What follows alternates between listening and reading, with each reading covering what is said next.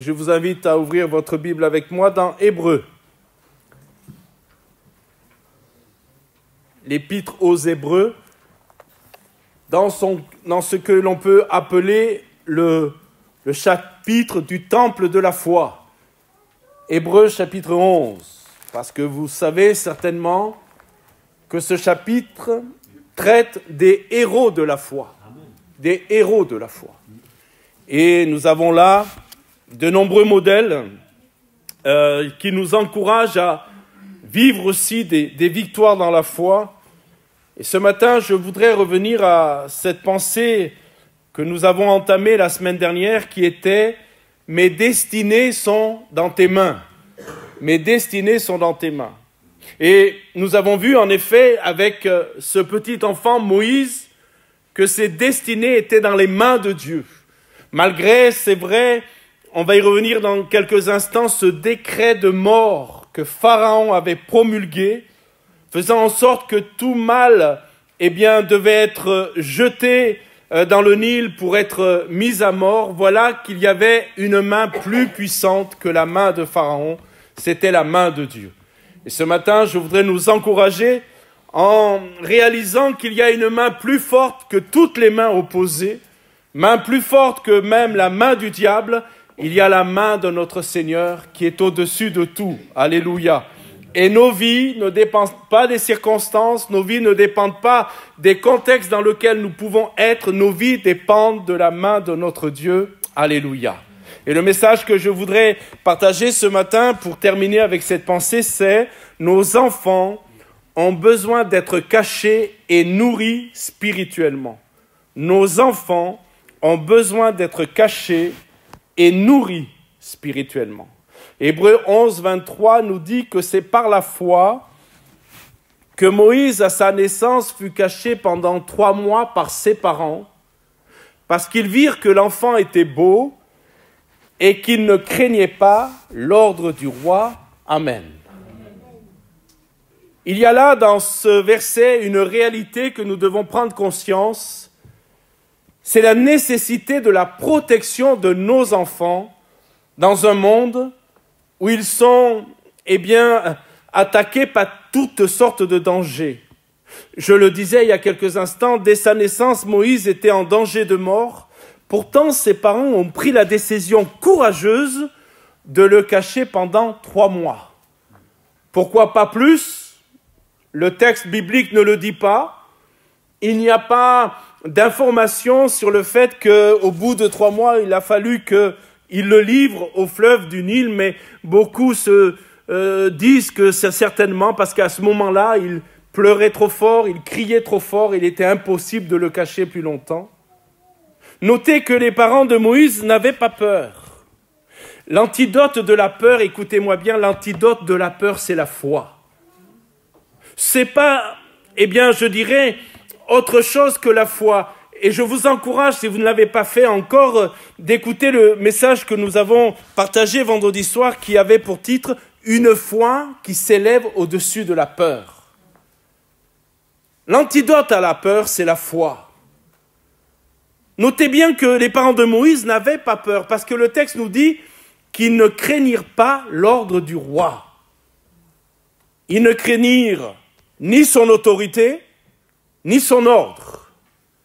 Le mot grec ici pour dire qu'il ne craignait pas, littéralement veut dire il ne craignait absolument pas l'ordre du roi. Absolument pas. C'est-à-dire que ce n'est pas simplement une réaction courageuse pour un instant face à ce décret de mort, mais ils se sont tenus dans cette foi en disant « Nous n'avons pas peur de l'ordre du roi. Nous faisons confiance en notre Dieu. » Pourquoi faisaient-ils confiance en leur Dieu? Parce qu'ils étaient des parents de foi, des hommes et des femmes de foi. Alléluia. Des hommes et des femmes de foi. Ils craignaient Dieu. Écoutez-moi bien, la meilleure arme contre la peur de l'homme, c'est la crainte de Dieu. Si nous avons la crainte de Dieu, et permettez-moi de de réexpliquer rapidement ce qu'est la crainte de Dieu. Ce n'est pas la peur de Dieu. Moi, j'ai grandi dans une certaine forme religieuse où on m'avait appris que le Dieu qui était dans le ciel était un Dieu méchant, le Père Fouettard, celui qui me frappait lorsque je désobéissais. Un jour, j'ai découvert que le Dieu de la Bible est un Dieu aimant, rempli d'amour et de miséricorde. Saint, c'est vrai, juste, c'est vrai, mais aimant. Alléluia. Et la crainte de Dieu, ce n'est pas la peur de Dieu, c'est un respect de qui est Dieu. Et si vous avez le respect de qui est Dieu, si vous avez cette crainte de Dieu, alors vous n'avez rien d'autre à craindre, encore moins les hommes, et tout décret que quelqu'un peut mettre sur votre vie. Dieu est au-dessus de toute chose que le diable ou le monde pourrait mettre sur votre vie. Pourquoi cacher cet enfant? C'est évident, on va y revenir dans quelques instants, parce que cet enfant est menacé. Cette situation nous enseigne que dès leur plus jeunes âges, nos enfants doivent être protégés du mal. Nos enfants ne sont pas capables, jusqu'à un certain âge, et là c'est variable en fonction de la maturité de l'être humain, nos enfants ne sont pas capables d'être assez forts pour se protéger du monde. Et comme vous protégez vos enfants des intempéries de l'hiver ou des virus qui viennent, permettez-moi de nous rappeler que nous avons besoin de protéger leur âme aussi.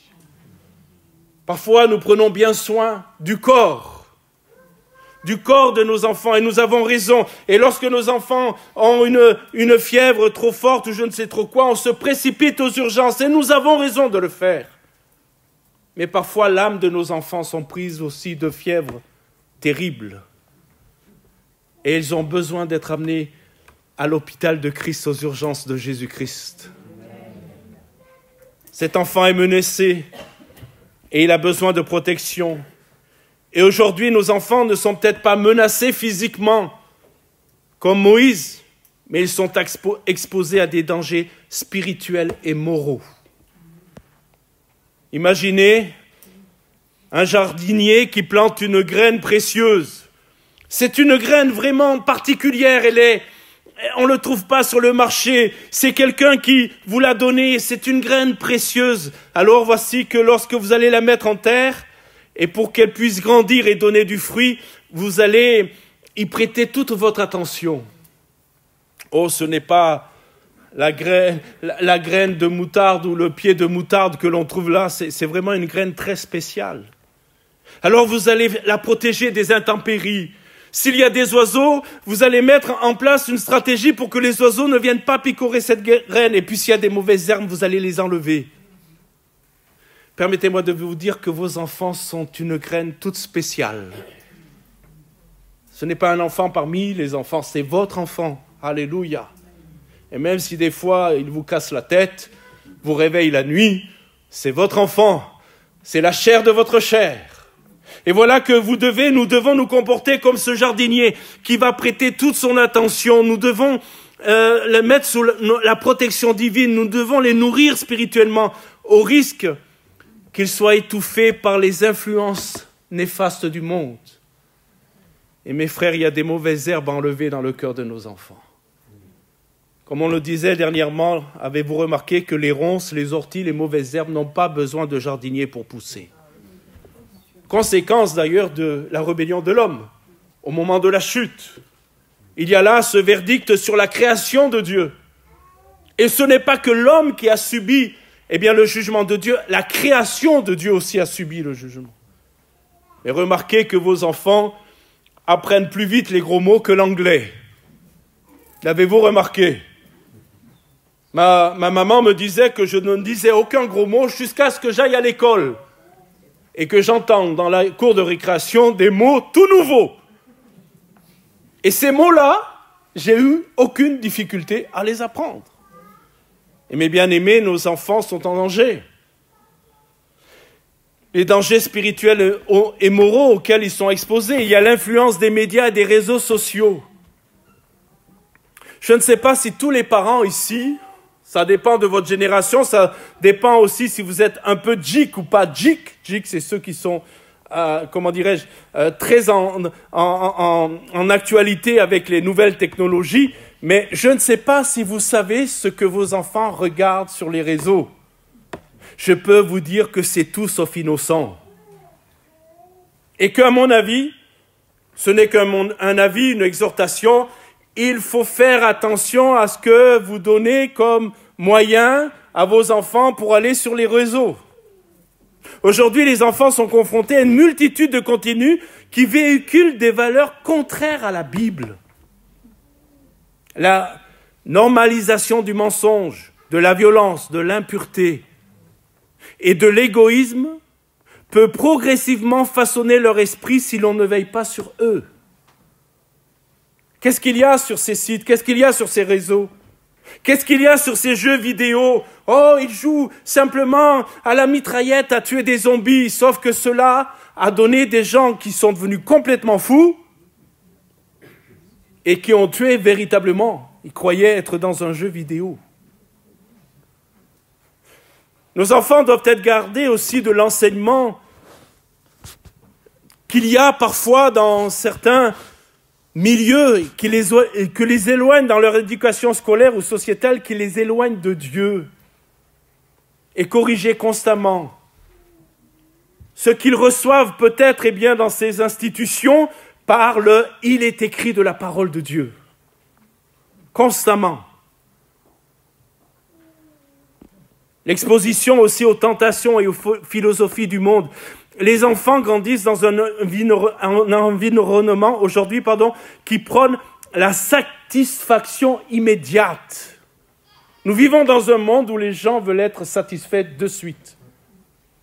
L'Écriture nous dit que parfois il faut être patient, que les choses arrivent en son temps, au temps de Dieu.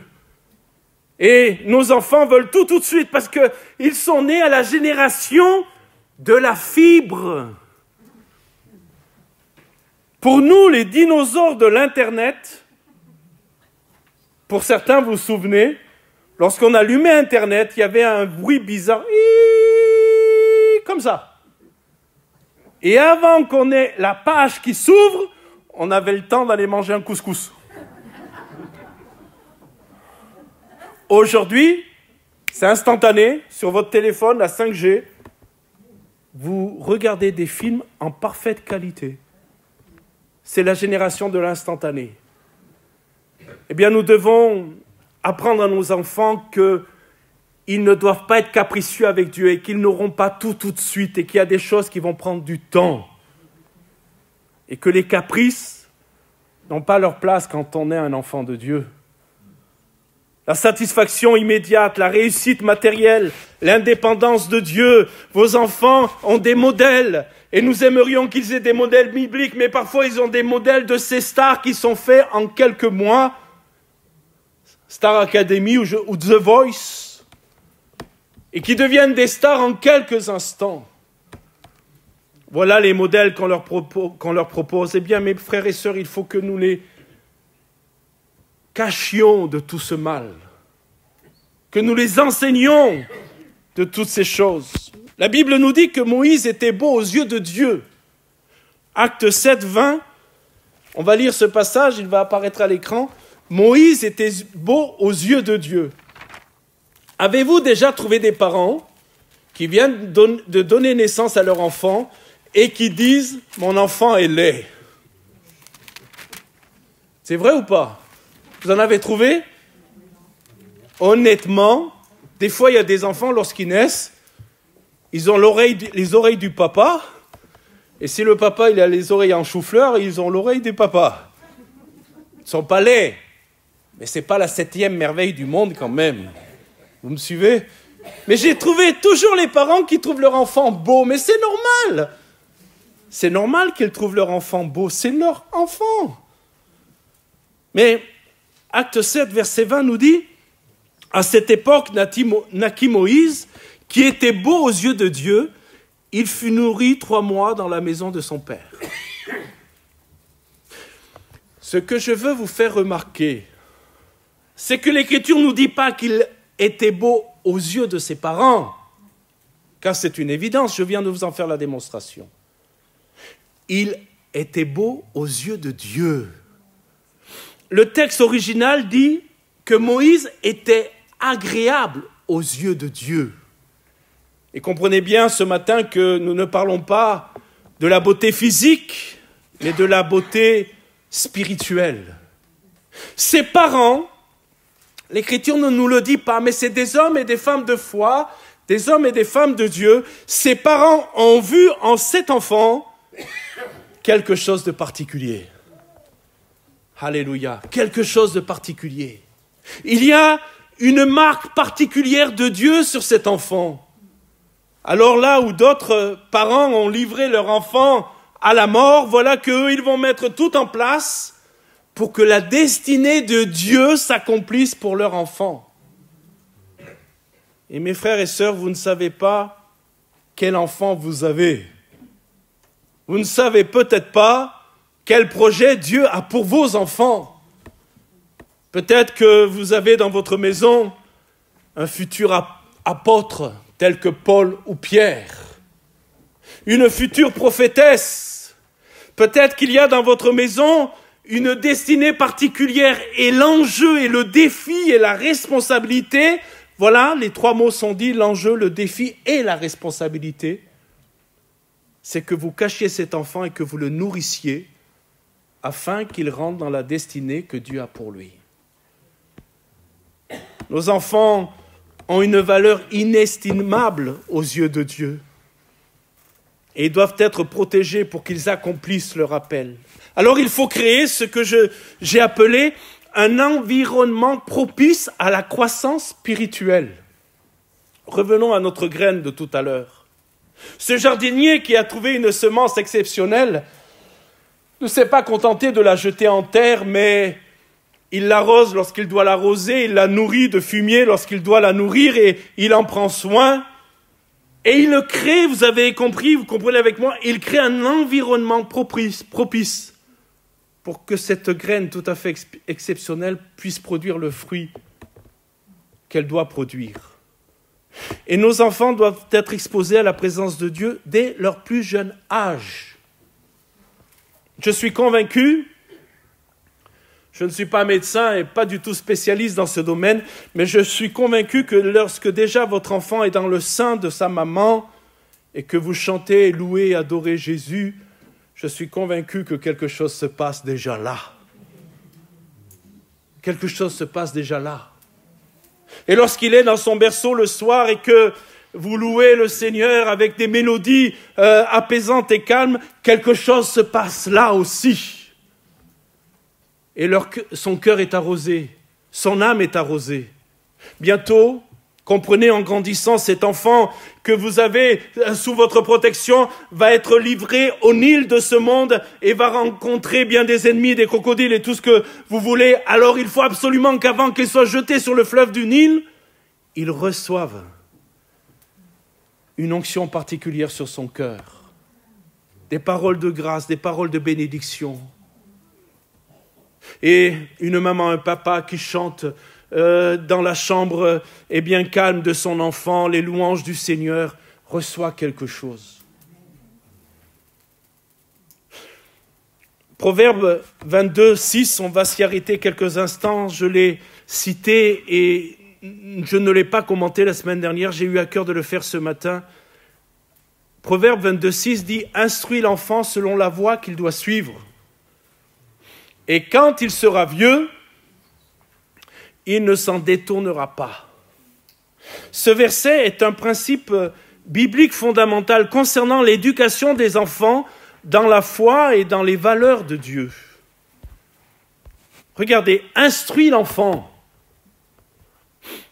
Peut-être je n'aurai pas le temps parce que j'ai beaucoup de choses à dire, mais le Seigneur ne dit pas « Attends que l'Église instruise ton enfant ». Mais instruis-toi ton enfant. Instruis l'enfant, c'est le rôle des parents, c'est le rôle de parents éducateurs. Le mot instruire signifie littéralement enseigner, guider et former. Enseigner, guider et former. L'éducation d'un enfant ne se limite pas à lui transmettre des connaissances intellectuelles. Je parle sur le plan biblique. Si votre enfant à 12 ans est capable de réciter la Bible par cœur, vous allez me dire, pasteur, c'est impossible. Nous avons été missionnaires en terre musulmane et il faut que vous sachiez qu'il y a un concours qui est fait, par exemple à Mayotte, où les enfants à 12 ans font un concours et sont capables de réciter le Coran par cœur. Mais l'éducation est faite. 3 heures de cours coraniques, d'école coranique tous les jours, 3 heures. Jour férié, pendant les vacances, 3 heures par jour. Nous avions une école coranique en face de chez nous, à quelques mètres à vol d'oiseau, et nous entendions de 6 heures à 9 heures du matin les versets coraniques répétés constamment.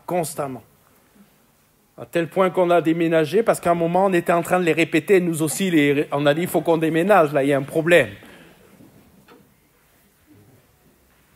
Mais la question n'est pas que votre enfant puisse citer les versets bibliques. Et d'ailleurs, ce qui est vrai pour les enfants est vrai pour nous. La parole de Dieu n'est pas là pour remplir nos têtes, elle est là pour former notre caractère. Alléluia. Elle est là pour changer notre cœur. Et pardon de le dire aussi radicalement, mais j'ai rencontré des gens qui connaissent la parole de Dieu par cœur, mais où la parole de Dieu n'a pas pénétré dans leur cœur. Et rien n'a été changé. Des intellects de l'écriture, mais fermés à la parole de Dieu qui viendra les changer. La parole de Dieu, elle est là pour nous transformer. Amen. Et un éducateur, il est là pas simplement pour apporter des connaissances intellectuelles, mais pour former un caractère, une moralité, une relation avec Dieu. Et c'est un apprentissage actif. Il ne suffit pas de parler de Dieu aux enfants de temps en temps. L'éducation spirituelle doit être constante et intégrée dans le quotidien. Il faut aussi, ce que j'ai appelé, avoir une discipline bienveillante. Il faut discipliner vos enfants. Parce que si vous ne les disciplinez pas, un jour c'est eux qui vont commander à la maison. Et nous le voyons aujourd'hui déjà. Il y a des enfants qui commandent à la maison. Je me souviens de ce père qui était complètement détruit et désarmé face à une situation et qui avait une bonne position. C'était un médecin. Et il me disait, à la maison, c'est mon gamin de 12 ans qui fait la loi. C'est lui qui fait la loi. Quand on ne fait pas ce qu'il veut, il casse les portes, il casse tout. On est obligé. On est obligé. Et quand vous parliez avec ce papa, vous aviez compris que cet enfant n'avait jamais été discipliné. Mais je parle d'une discipline bienveillante. Parce qu'il y a des enfants qui ont été violentés, détruits par la violence d'un père ou d'une mère. Et ce n'est pas ce que Dieu veut pour nos enfants. Mais il y a des moments, il faut lui dire non. Et s'il revient, il faut lui dire non. Et s'il revient, il faut lui dire encore non. Et lui expliquer pourquoi c'est non. Ensuite, regardez bien, instruis-le selon la voie qu'il doit suivre. Et ça rejoint ce que je viens de dire concernant la discipline. La voie qu'il doit suivre. L'expression « selon la voie qu'il doit suivre » signifie lui enseigner le chemin de Dieu, la vérité et la droiture. La voie de Dieu, pas n'importe quelle voie. Et dire à votre enfant, il y a un chemin à suivre. Et si tu ne vas pas sur ce chemin, tant que j'ai l'autorité parentale sur ta vie, eh bien, je te ramène dans ce chemin. Alléluia, je te ramène dans ce chemin. Il ne s'agit pas de laisser l'enfant choisir n'importe quelle direction, mais de l'amener à comprendre et à suivre les principes bibliques. Je me souviens de ces parents où leur jeune fille devait avoir 17 ans. Leur fille avait 17 ans, elle voulait s'engager avec le Seigneur, elle a vraiment été touchée par le Seigneur et elle voulait s'engager par les eaux du baptême. Et à notre grande stupéfaction, les parents ont dit, c'est trop tôt, on veut qu'elle aille dans le monde d'abord, pour voir un peu, et que son choix soit vraiment réel. Ça nous a déconcertés, on a essayé de les raisonner, ça a découragé leur fille. Mais c'est la même chose que de dire, tu veux du coca, mais essaye quand même l'arsenic pour voir si c'est pas mal. C'est exactement la même pensée. Et frères et sœurs, si votre enfant se convertit et si à 17 ans il veut s'engager avec le Seigneur, encouragez-le, accompagnez-le. Et ne dites pas on va le livrer au monde et ils feront leur choix, parce que lorsqu'ils seront dans le monde touchés par le péché, il faudra toute la grâce de Dieu, et je ne dis pas qu'elle n'existe pas, mais il faudra toute la grâce de Dieu pour que ces enfants reviennent au Seigneur. Et quand il sera vieux, dit l'Écriture, il ne s'en détourne pas. Ce passage souligne que les valeurs inculquées dans l'enfance restent gravées dans le cœur d'une personne tout au long de sa vie. L'impact est durable. Et même si un enfant s'éloigne de la foi, en grandissant, les principes appris dans son enfance peuvent le ramener à Dieu plus tard. Nous avons eu plein de témoignages d'enfants, de chrétiens qui ont grandi dans la foi à l'école du dimanche, qui ont grandi, qui sont allés dans le monde et qui sont venus au Seigneur après. Et beaucoup nous ont dit, à cause de ce qu'on a reçu, on n'est jamais allé trop loin.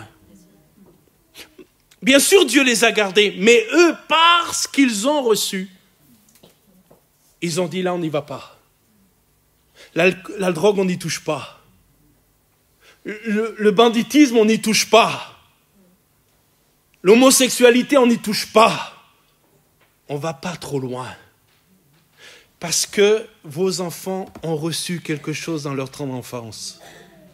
Maintenant, il ne faudrait pas faire dire à l'Écriture ce qu'elle ne dit pas. Ce n'est pas une garantie absolue. Parce que si on lit ce verset, on dit oui, puisqu'on a enseigné nos enfants, la parole de Dieu nous fait la promesse que quand ils seront grands, ils ne s'en détourneront pas. Ce n'est pas une garantie absolue parce que, mes amis, c'est le choix personnel de la personne. Bien sûr, nous influençons, bien sûr, nous éduquons, bien sûr, nous disciplinons selon ce que je viens de dire, une discipline bienveillance, mais le choix, c'est lui qui va devoir le faire. Et ce n'est pas une garantie, mais quand même, un enfant bien éduqué spirituellement a plus de chances de suivre Dieu dans sa vie, c'est évident. Et puis c'est un appel à la patience. Les parents doivent rester fidèles à leur rôle d'éducateur spirituel, même si les résultats ne sont pas visibles immédiatement. Il faut persévérer et patienter et croire que ce que Dieu a commencé, il est capable de l'amener à son aboutissement. Amen. L'environnement spirituel dans lequel un enfant grandit a un impact profond sur sa compréhension de Dieu. Un foyer où la prière et la louange et la lecture de la Bible sont pratiquées quotidiennement crée un climat propice à la présence de Dieu. Qu'entendent vos enfants? Que voient-ils à la maison? Voient-ils des parents qui aiment Jésus, qui louent Jésus, qui adorent Jésus? Ou entendent-ils des cris, des disputes, des murmures, de la médisance? Qu'entendent-ils lorsqu'ils montent dans la voiture après le culte? Pasteur, il a encore été long ce matin. C'était long. Si ce n'est que critiquer la longueur du sermon, ce n'est pas si grave. Et qu'entendent-ils à la maison? S'ils entendent ces choses, la graine spéciale qui a été semée dans la terre risque de ne jamais germer et produire le fruit. L'apprentissage des Écritures dès l'enfance, je vais terminer avec ce point, je ne veux pas être trop long pour pas que vous disiez cela dans la voiture. L'apprentissage des Écritures dès l'enfance les équipe pour affronter les défis de la vie. Je vais le dire ainsi, si vous n'enseignez pas vos enfants, permettez-moi de vous dire qu'il y a quelqu'un qui les enseigne. Ils sont enseignés sur les réseaux, ils sont enseignés sur Internet. Je vous encourage, parents, je ne veux pas vous pousser à le faire si vous n'avez pas à cœur de le faire, mais je vous encourage, parents, à aller voir ce qui se vit, ce qui se passe sur des comptes comme Instagram et TikTok. C'est horrible ce que vos enfants ont sous les yeux. Et vous avez le devoir, et là en tant que pasteur, je me permets de le dire, vous avez le devoir de filtrer ce que vos enfants ont sous les yeux. Parce qu'ils ne sont pas équipés pour affronter ces choses. Et vous savez que les enfants sont des buvards. Ils boivent tout ce qui arrive. Et ils n'ont pas de recul, de maturité pour dire, eh bien ça c'est mauvais, ça c'est bon. On va parler de Timothée rapidement ce matin. 2 Timothée 3,15, voici ce que Paul dit à Timothée. Dès ton enfance, tu connais les saintes lettres. Notez bien, dès ton enfance, tu connais les saintes lettres qui peuvent te rendre sage à salut par la foi en Jésus-Christ. Dans cette lettre adressée à Timothée, Paul rappelle une vérité précieuse. La transmission de la foi commence souvent dans le foyer, dans la maison. Timothée a été nourri des Écritures dès son plus jeune âge, nous dit l'Écriture, et cela grâce à 2 femmes d'exception. 2 Timothée 1,5. Voici qui sont ces femmes. Et cela donc grâce à ces 2 femmes d'exception. Sa mère, Eunice, et sa grand-mère, Loïs. 2 Timothée 1,5 nous dit « Gardant le souvenir de la foi sincère qui est en toi, regardez, qui habita d'abord dans ton aïeul Loïs, la grand-mère, le mot aïeul là dans le texte original, c'est la grand-mère, et dans ta mère Eunice, et qui, j'en suis sûr, et qui, j'en suis persuadé, habite aussi en toi. » La maman et la grand-maman ont joué un rôle crucial dans la formation spirituelle de Timothée, lui enseignant la parole de Dieu et l'amenant à développer une foi authentique. L'éducation spirituelle de Timothée ne s'est pas faite que dans le temple ou dans la synagogue, mais elle s'est faite au sein de sa propre famille par la mère et la grand-mère. Sa mère et sa grand-mère ont été des piliers de foi, veillant à ce qu'ils connaissent les Saintes Écritures. Il faut que vous notiez, peut-être c'est pas une évidence lorsqu'on lit le texte, mais il faut que vous notiez que dans le monde romain, les pères avaient une autorité absolue sur la famille. C'était le patriarcat, et quand le papa disait, les enfants suivaient. La famille suivait. Ce qui explique d'ailleurs la conversion du geôlier. Là aussi, il ne faut pas faire dire à la parole ce qu'elle ne dit pas. Quand Paul dit au geôlier que lui et sa famille sera sauvés, d'abord c'est une parole de connaissance, il le sait, et deuxièmement, nous sommes dans une société patriarcale, et si le papa se convertit, il va ouvrir le chemin à toute la famille, à cause de l'autorité du père, même si c'est un choix personnel. Mais notez que le père de Timothée, peut-être ne le saviez-vous pas, n'était pas chrétien. On le sait par un autre texte. Et cette maman et cette grand-mère dans un foyer où, vous le comprenez, c'était pas idéal, puisque le papa n'était pas chrétien.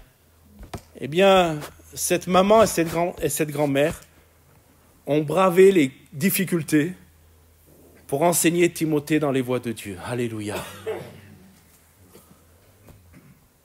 Encore, aujourd'hui, les femmes ont un rôle essentiel dans la transmission de la foi. Et aujourd'hui, dans un monde où on revendique, où certaines femmes revendiquent des choses concernant le ministère, pour être clair, que les mamans soient des éducatrices pour leurs enfants et les amènent au Seigneur. Ça, c'est la grande vocation. Ça, c'est le grand appel que Dieu vous donne. Amenez vos enfants à Jésus-Christ. Les conduire dans le chemin de Jésus. Une mère qui prie, qui enseigne la parole et qui vit selon les principes bibliques laisse une empreinte spirituelle durable dans le cœur de ses enfants. Je vais arrêter là en vous donnant un dernier témoignage. Nous avons été missionnaires à Saint-Pierre-et-Miquelon et nous avons fait quelques voyages au Québec. Je vais vous expliquer pourquoi je dis cela. Et lorsque nous étions au Québec, nous avons rencontré une famille qui était au Seigneur. Nous sommes retournés plus tard et le grand enfant avait abandonné la foi. Il vivait dans le monde, complètement dans le monde. Ça faisait de la peine aux parents, à l'église et à nous-mêmes. Nous apprécions beaucoup cette famille. Et un jour, ce garçon est revenu au Seigneur. Et je lui ai dit, mais pourquoi tu es revenu au Seigneur? Il me dit, c'est simple. À chaque fois que je rentrais de boîte le samedi soir, ma maman, quelle que soit l'heure à laquelle je rentre, Ma maman était à genoux dans le salon et elle priait pour moi que Dieu me garde et que Dieu me sauve. À chaque fois que je rentrais, je voyais ma mère en pleurs, en train de prier pour moi. Et il a dit ça m'a touché. J'ai compris l'amour de ma mère et j'ai compris l'amour de Dieu et j'ai dit je vais arrêter, je vais revenir au Seigneur. Et il est revenu au Seigneur. Parfois, il y a des mamans, et je le comprends, qui demandent au pasteur de prier pour leur maman et pour leur enfant, et on prie, il n'y a pas de souci. Mais je dis toujours la même chose, je dis, s'il y a une prière que Dieu va entendre, c'est la prière de la maman. Parce qu'en plus des mots, elle va y mettre ses tripes et peut-être ses larmes. Parce que c'est son enfant. Alors oui, nous prions avec vous, chère maman. Oui, nous vous encourageons dans la prière, chère maman. Mais s'il y a une prière que Dieu entend, c'est la vôtre. C'est le cri désespéré d'une maman. Et ce matin, on va prier pour les enfants. Je voudrais qu'on se lève pour terminer. Qu'on se lève dans nos combats, dans nos luttes. Et qu'on prenne un temps de prière pour les enfants, pour vos enfants.